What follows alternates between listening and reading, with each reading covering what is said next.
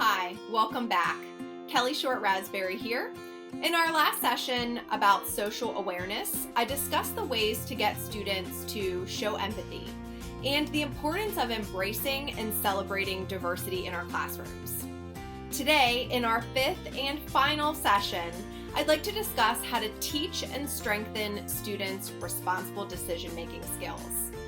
To be a responsible decision maker, you have to be able to make constructive choices about personal behavior and social interactions, all the while basing this on ethical standards, safety concerns, and social norms. There are three common types of decision makers. Type 1, the no decision maker. Children can fall into this category when they let someone other than a trusted adult make decisions for them. And this might happen when students are afraid that they're going to choose incorrectly. This is a great teachable moment to ensure students that it's okay to make mistakes. This is how we all learn and grow. Type 2 is the snap decision maker, those that make decisions without properly thinking them through. Snap decision makers need to learn how to slow down when making decisions and think through pros and cons of big decisions. And type 3, responsible decision makers. Just that, good at making decisions, good at thinking through the pros and cons, and how their choices might affect others.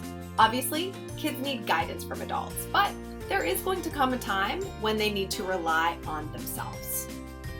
There are typically 5 steps that our brains go through when we are faced with a decision or a problem. Let's learn more about those steps.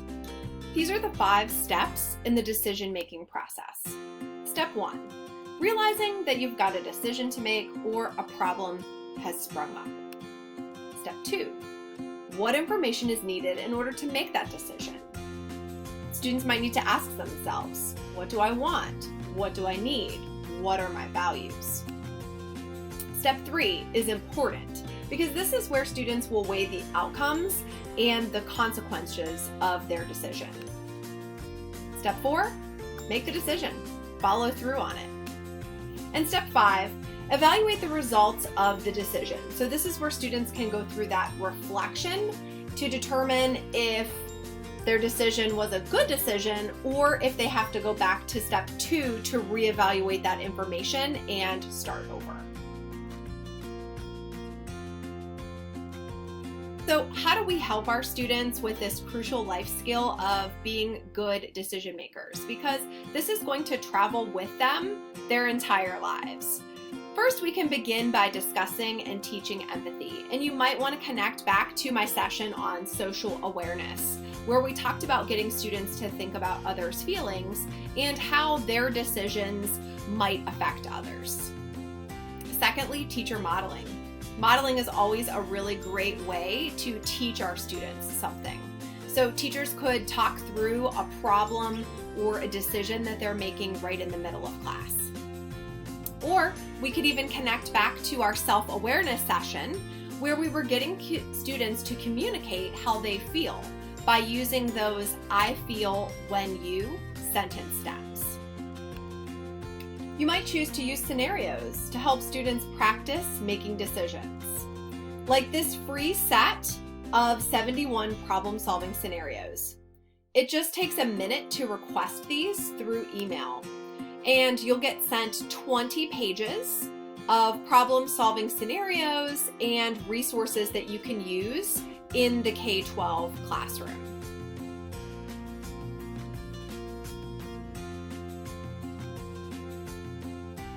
You might want to use videos to help discuss problem-solving scenarios, like this set of 31 wordless videos.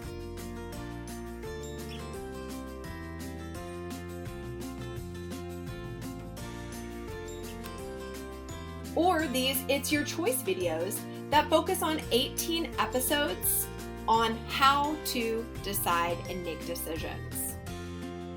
Finally, let students practice their skills independently through digital games.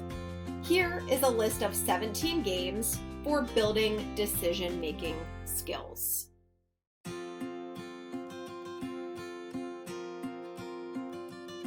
Please reach out with what you have used in the past or are currently using to teach students to become better decision makers?